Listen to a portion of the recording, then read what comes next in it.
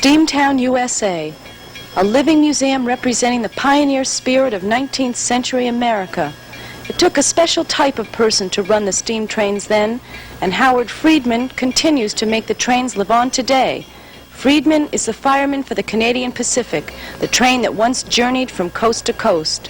Now the train only runs from Bellows Falls to Chester, and if Friedman had his way, the train would still be going coast to coast. To him, nothing can replace the steam engine.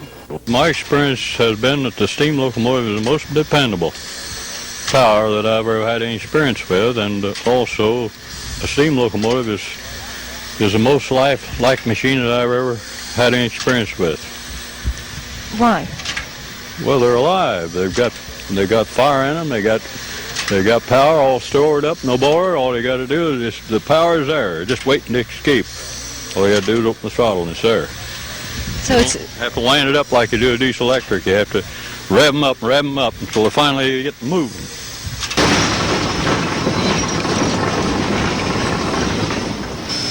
Trains cause people to be more sociable, I think. The automobiles has caused people to be more selfish and self-centered. So all over the country, as far as that's concerned, out on the farm. When I was a boy, we used to go and help our neighbors in the field, in the haying season and cutting wheat. Nowadays, one man on a big tractor goes out there in the field all by himself. But the fireman doesn't work alone. He shares the engine with Chief Engineer Andy Barbara, whose life's work has always been with the railroad. What happened? Progress through the country, they started to get diesels, and government turned around, financed the airplane company, made the highways for trucks, and put the railroads on the highway. And they deteriorated the railroads. That's why we're in this condition today. Lack of the government for letting these railroad officials deteriorate their railroads.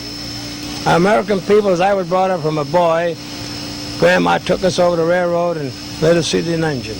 They went out of the station, they rang the bell, blew the whistle, see the rods and wheels turn. It was fantastic. It was a shock through my whole body, and from then on, I always wanted to see the engines.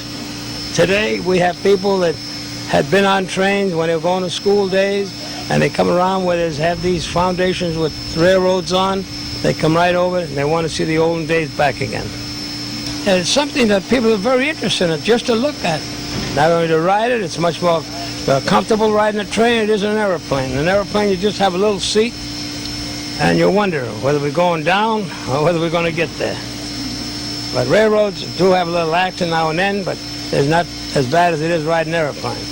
And all kinds of weather doesn't bother the engineer because we operate on signals and safety devices, such as we had train control, which applies the brakes if you don't put your brakes on automatically. We had that safety device. Railroads were building up till something happened that they want to progress for something else, and they let the railroads go down the drain.